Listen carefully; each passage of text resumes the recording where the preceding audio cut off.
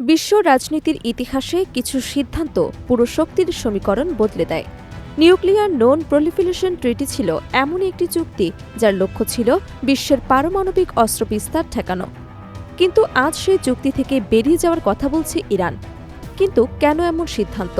এর পেছনের রাজনীতি, সামরিক সমীকরণ ও আন্তর্জাতিক কূটনীতির জটিল হিসেব নিয়ে থাকছে আমাদের আজকের প্রতিবেদন। মধ্যপ্রাচ্যের উত্তপ্ত পরিস্থিতির মাঝে তেহরানের সংসদ থেকে ভেসে এলো এক কঠোর বার্তা। দীর্ঘদিনের আন্তর্জাতিক পরমাণু অস্ত্র বিস্তার বিরোধী চুক্তি থেকে স্থায়ীভাবে বেরিয়ে যাওয়ার হুঁশিয়ারি দিয়েছে ইরানের প্রভাবশালী সংসদ সদস্যরা। তাদের দাবি, আন্তর্জাতিক চুক্তির শর্ত মেনে চলার পরও দেশটির ওপর সামরিক চাপ ও হামলার হুমকি কমেনি, বরং বেড়ে চলেছে। ইরানের জাতীয় নিরাপত্তা ও বৈদেশিক নীতি কমিটির সদস্য আলাউদ্দিন বোরোজের্দি বলেন, একদিকে সামরিক চাপ আর অন্যদিকে আন্তর্জাতিক চুক্তির বাধ্যবাধকতা, এই দুই একসাথে চলতে পারে না। তার ভাষায়, নিয়ম মেনে শুধু আঘাত সহ্য করা যায় না। এই বক্তব্যের মাধ্যমেই তিনি ইঙ্গিত দেন, ইরান এখন তার নিরাপত্তা নীতি নতুনভাবে মূল্যায়ন করছে। এদিকে ইরানের পার্লামেন্টের মুখপাত্র ইব্রাহিম রেজাই এনপিটিকে অর্থহীন অবস্থান হিসেবে উল্লেখ করেছেন। তার মতে, বছরের পর বছর এই চুক্তির শর্ত মেনে চলেও ইরান তার নিরাপত্তা নিশ্চিত করতে পারেনি, বরং দেশটির পরমাণু স্থাপনাগুলো বারবার হামলার লক্ষ্যবস্তু হয়েছে বলে অভিযোগ করেছেন তিনি। তার প্রশ্ন, যে চুক্তি একটি দেশের নিরাপত্তা নিশ্চিত করতে পারে না, সেই চুক্তিতে থেকে কী লাভ হবে? তবে ইরান বারবার দাবি করে আসছে, তারা পারমাণবিক বোমা তৈরি করতে চায় না, বরং তাদের পরমাণু কর্মসূচি সম্পূর্ণ শান্তিপূর্ণ। কিন্তু পশ্চিমা দেশগুলোর অব্যাহত চাপ, নিষেধাজ্ঞা এবং সামরিক হুমকি তেহরানকে এমন এক অবস্থায় নিয়ে গেছে যেখানে আত্মরক্ষার বিষয়টি এখন প্রধান অগ্রাধিকার হয়ে দাঁড়িয়ে গেছে।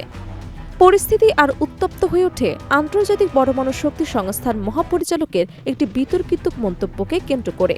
ইরানি কর্মকর্তাদের দাবি, ওই মন্তব্য ইরানের পরমাণু কর্মসূচিকে সরাসরি হুমকি হিসেবে তুলে ধরে এবং কূটনৈতিক সমাধানের পথকে আরও কঠিন করে তোলে।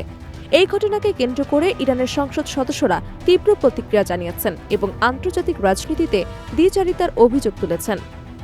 ইরানি আইন প্রণেতারা আরও বলেন, যুক্তরাষ্ট্র নিজেই অতীতে একাধিক আন্তর্জাতিক চুক্তি ও সংস্থা থেকে বেরিয়ে গেছে, কিন্তু ইরান যখন নিজেদের নিরাপত্তার কথা বলে এনপিটি থেকে বেরিয়ে যাওয়ার কথা বিবেচনা করছে, তখন পশ্চিমা বিশ্ব সেটিকে বড় হুমকি হিসেবে দেখছে। এই দ্বৈত নীতিকে তারা অন্যায় ও রাজনৈতিক চাপ হিসেবে উল্লেখ করেছেন।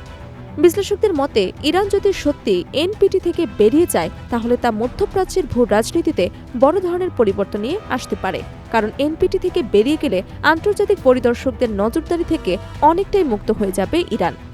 এতে দেশটির পরমাণু কর্মসূচি নিয়ে নতুন করে উদ্বেগ তৈরি হতে পারে এবং ইসরায়েল ও যুক্তরাষ্ট্রের সঙ্গে উত্তেজনা আরও বাড়তে পারে। আন্তর্জাতিক সম্পর্ক বিশ্লেষকরা বলছেন, এই সিদ্ধান্ত শুধু একটি চুক্তি থেকে বেরিয়ে যাওয়া নয়, বরং এটি একটি কৌশলগত বার্তা।